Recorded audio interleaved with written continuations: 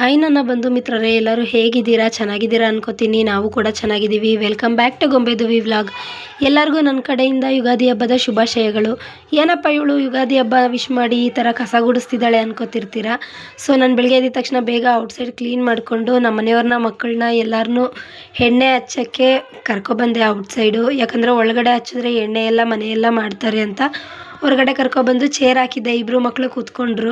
ಅವ್ರಿಗೆ ಎಣ್ಣೆ ಹಚ್ತೀವಿ ಅಂತ ಫಸ್ಟ್ ರೆಡಿಯಾಗಿ ಕೂತಿದ್ರು. ಬಟ್ ನಾನು ನಮ್ಮ ಮನೆಯವ್ರಿಗೆ ಎಣ್ಣೆ ಹಚ್ತಿದ್ದೆ. ನನಗೆ ಹಚ್ಚಿಲ್ಲ ಅಂತ ನಮ್ಮ ಗುಂಡಣ್ಣ ಕರೀತಿದ್ದ. ಸೊ ಇರೋ ಪಪ್ಪಂಗೆ ಫಸ್ಟ್ ಹಚ್ಬಿಡ್ತೀನಿ, ಆಮೇಲೆ ನಿಮ್ಗೆ ಹಚ್ತೀನಿ ಅಂತ ಹೇಳಿ ನಮ್ಮ ಮನೆಯವರು ಫುಲ್ಲು ಉಜ್ತಾ ಇದ್ದೆ ಎಣ್ಣೆ ಹಾಕಿ. ಮತ್ತು ನಮ್ಮ ಗುಂಡಣ್ಣಂಗೆ ಎಣ್ಣೆ ಹಚ್ಬೇಕಾದ್ರೆ ಗೊಂಬೆ ಕಾಯ್ತಾಯಿದ್ಲು. ನನಗೂ ಹಚ್ಚಿ ಮಮ್ಮಿ ಬೇಗ, ನಾನು ಔಟ್ಸೈಡ್ ಹುಡುಗರಿದ್ದಾರೆ ಅವ್ರ ಜೊತೆ ನಾನು ಆರಿಸ್ಕೊತೀನಿ ಎಣ್ಣೆ ಹಚ್ಚಿಸ್ಕೊಂಡು ಅಂತ.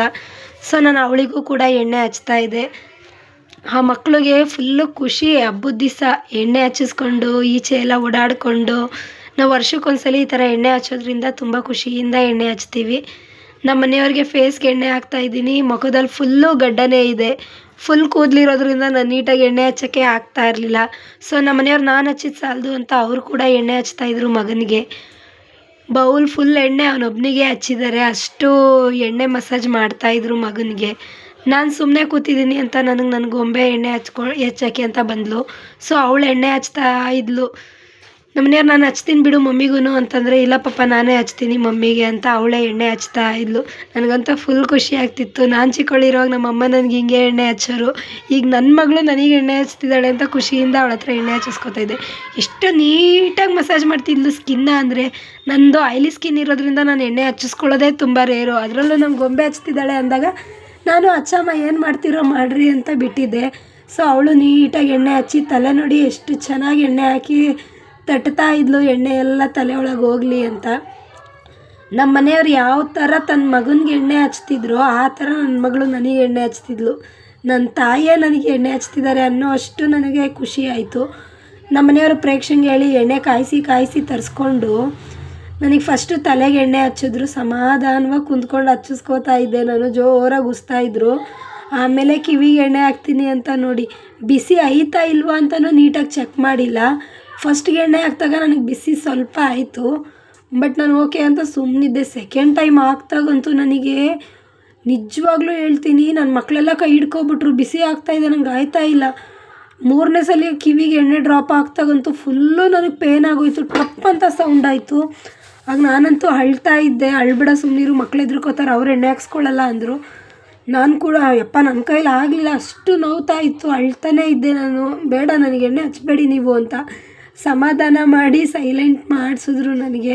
ಮತ್ತು ಮಕ್ಳಿಗೆ ಹಚ್ತಾಯಿದ್ರು. ನಾನಂತೂ ಆ ನೋವು ನನಗೆ ತಡೆಯೋಕ್ಕೆ ಆಗಿಲ್ಲ.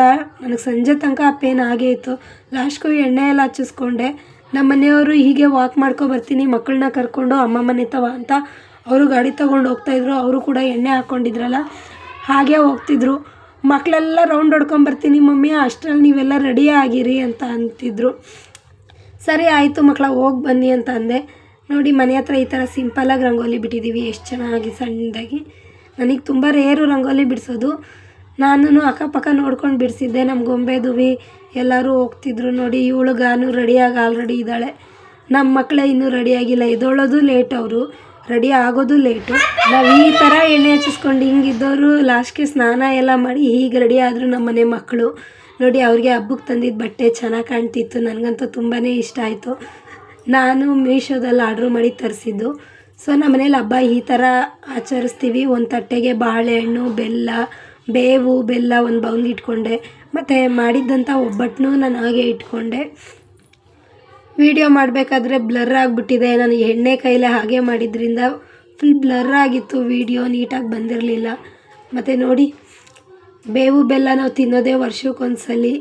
ನಮ್ಮ ದೇಹದಲ್ಲಿ ಬೇವು ಇರಬೇಕು, ಬೆಲ್ಲನೂ ಇರಬೇಕು. ಸಿಹಿ ಎಷ್ಟಿರುತ್ತೋ ಅಷ್ಟೇ ಕೂಡ ಕಹಿ ಕೂಡ ಇರಬೇಕು. ನಾವು ಎರಡನ್ನೂ ಸ್ವೀಕರಿಸಿದ್ರೇ ನಮ್ಗೆ ಒಳ್ಳೆಯದು. ನಮ್ಮ ಮನೇಲಿ ಲಕ್ಷ್ಮಿ ನೋಡಿ ಹಾರ ಹಾಕ್ಕೊಂಡು ಏನು ಚೆಂದ ಕುಂತಿದ್ದಾಳೆ. ನನಗಂತೂ ತುಂಬಾ ಇಷ್ಟ ಪೂಜೆ ಮಾಡಬೇಕು, ಪೂಜೆದೆಲ್ಲ ಕವರ್ ಮಾಡಬೇಕು, ವೀಡಿಯೋಸ್ ಮಾಡಬೇಕು ಅಂದರೆ.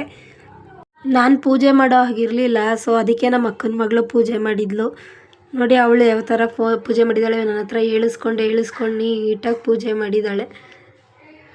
ನನ್ನ ಮಕ್ಕಳು, ನಾನು ಅದನ್ನೇ ಇಷ್ಟಪಡೋದು. ನಾನು ಹೆಂಗೆ ಮಾಡ್ತಿದ್ನೋ ಅದೇ ಥರ ನನ್ನ ಮಕ್ಕಳು ಮಾಡ್ಕೊಂಡು ಹೋಗ್ಬಿಟ್ರೆ ಪೂಜೆನ, ಇದಕ್ಕಿಂತ ಬೇರೆ ಇನ್ನೇನು ಬೇಡ ನನಗೆ. ನಮ್ಮ ಮನೆ ಲಕ್ಷ್ಮೀ ತಾಯಿ ಎಷ್ಟು ಮುದ್ದಾಗಿ ಕಾಣಿಸ್ತಾಳೆ ನೋಡಿ, ನೋಡೋದೇ ಚಂದ. ಇಲ್ಲೆಲ್ಲ ಪೂಜೆ ಮುಗಿಸಿ ನಾವು ನಮ್ಮ ಅತ್ತೆ ಮನೆಗೆ ಹೋಗಬೇಕು. ನಾವು ಅಲ್ಲಿ ಮೇನ್ ಹಬ್ಬ ಮಾಡೋದು. ಇಲ್ಲಿ ಮನೇಲಿ ಖಾಲಿ ಬಿಡಬಾರ್ದು ಅಂತ ನಾವು ಬೆಳಗ್ಗೆನೇ ಬೇಗ ಪೂಜೆ ಎಲ್ಲ ಮುಗಿಸಿ ಮನೇಲಿ ನಾವು ನಮ್ಮ ಅತ್ತೆ ಮನೆ ತಕ್ಕ ಹೋಗ್ತೀವಿ. ಅಲ್ಲಿ ಹೋಗಿದ ತಕ್ಷಣ ಅಡುಗೆ ಸ್ಟಾರ್ಟ್ ಮಾಡಬೇಕು. ನಮ್ಮ ಹೇಮಕ್ಕ ಆಲ್ರೆಡಿ ಅಡುಗೆ ಸ್ಟಾರ್ಟ್ ಮಾಡಿದರು. ಮೆಣಸಿನ್ಕಾಯಿ, ಕೊತ್ತಂಬರಿ ಸೊಪ್ಪು ಎಲ್ಲ ಕಟ್ ಮಾಡ್ಕೊತಾ ಕುಂತಿದ್ರು. ನಮ್ಮ ಮನ್ಸೇಕಾಯಿ ಎಲ್ಲ ಚಿಪ್ಪೆ ಎಲ್ಲ ಬಿಡಿಸಿ ಕೊಡ್ತಾಯಿದ್ರು. ನಾನು ಕೂಡ ಬೋಂಡ ಕಲಿಸ್ತಾ ಇದ್ದೆ. ಸೊ ಆಲ್ರೆಡಿ ನಮ್ಮ ಅತ್ತೆ ಒಬ್ಬಟ್ಟು ಮತ್ತು ಇದೆಲ್ಲ ಮಾಡಿಟ್ಟಿದ್ರು, ರಸಮೆಲ್ಲ. ನಾವು ಇದಕ್ಕೆಲ್ಲ ಮಾಡ್ಕೊಂಡ್ವಿ, ಬೋಂಡ ಕಲ್ಸೋಕ್ಕೆ. ಮತ್ತು ಪಲ್ಯ ಎಲ್ಲ ನಾನು ಮನೇಲೇ ಮಾಡ್ಕೊಂಬಂದಿದ್ದೆ. ನಾವೆಲ್ಲ ಫ್ಯಾಮಿಲಿ ಸೇರಿ ಒಟ್ಟಿಗೆ ಒಂದು ಕಡೆ ಮಾಡೋದು. ಬೋಂಡ ಕಲಿಸ್ತಾಯಿದ್ರೆ ಕೈ ಉರಿತಾ ಇತ್ತು. ಹಸಿಮೆಣ್ಸಿನ್ಕಾಯಿ ಅಷ್ಟು ಹಾಕಿದ್ರು ನೋಡಿ. ನಮ್ಮ ಅತ್ತೆ ಒಬ್ಬಟ್ಟೆಲ್ಲ ರೆಡಿ ಮಾಡಿ ಇಟ್ಟಿದ್ದಾರೆ. ಸ್ವಲ್ಪ ಸುಟ್ಟಿದ್ರು, ಇನ್ನೂ ಸ್ವಲ್ಪ ಸುಡೋದಿತ್ತು. ನಾವು ಹಬ್ಬ ಮುಗಿಸ್ಕೊಂಡು ಊಟ ಎಲ್ಲ ಮಾಡಿ ಆಮೇಲೆ ಸುಡೋಣ ಅಂದ್ಕೊಂಡ್ವಿ. ನೋಡಿ, ನಮ್ಮ ಅತ್ತೆ ಮನೇಲಿ ಈ ಥರ ಲಕ್ಷ್ಮೀ ಕುಂಡ್ರಿಸಿರ್ತೀವಿ ನಾವೆಲ್ಲ ಮನೇಲೂ ಮೊಕೊಡ ಇಟ್ಟೆ ಪೂಜೆ ಮಾಡೋದು. ಯಾಕಂದರೆ ನಮ್ಮ ಅತ್ತೆ ಹಂಗೆ ಪದ್ಧತಿ ಮಾಡ್ಕೊಬಂದ್ಬಿಟ್ಟಿದ್ದಾರೆ. ನಾನು ಅದನ್ನೇ ಕಂಟಿನ್ಯೂ ಮಾಡ್ಕೊಂಬಂದಿದ್ದೀನಿ. ಸೊ ನಾನು ಬೋಂಡ ಬೇಯಿಸ್ತಾ ಇದ್ದೆ. ಹೊರಗಡೆ ಎಲ್ಲ ನಮ್ಮ ರಿಲೇಷನ್ ಎಲ್ಲ ಕುಂತ್ಕೊಂಡಿದ್ರು. ನಮ್ಮ ಗೊಂಬೆ ನೋಡಿ ಜಿಗಿತಾ ಅವಳೆ. ಎಲ್ಲರೂ ಕೂತ್ಕೊಂಡು ಮಾತಾಡಿಕೊಂಡು ಹಬ್ಬ ಮಾಡ್ಕೊಂಡಿದ್ವಿ. ನೋಡಿ, ಒಬ್ಬಟ್ಟು ರಸ ಎಷ್ಟು ಚೆಂದ ಮಾಡಿದ್ದಾರೆ. ಜೊತೆಗೆ ನಾನು ಟೊಮೆಟೊ ರಸ ಕೂಡ ಮಾಡಿದ್ದೆ.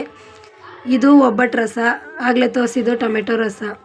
ನಮ್ಮ ಅತ್ತೆ ಒಬ್ಬಟ್ಟು ರಸ ತುಂಬ ಚೆನ್ನಾಗಿ ಮಾಡ್ತಾರೆ. ಸೊ ಎರಡೂ ಬೇಕು ನಮ್ಮ ಮನೇಲಿ. ನಮ್ಮ ಮನೆ ಹಬ್ಬ ಈ ಥರ ಇತ್ತು. Thank you.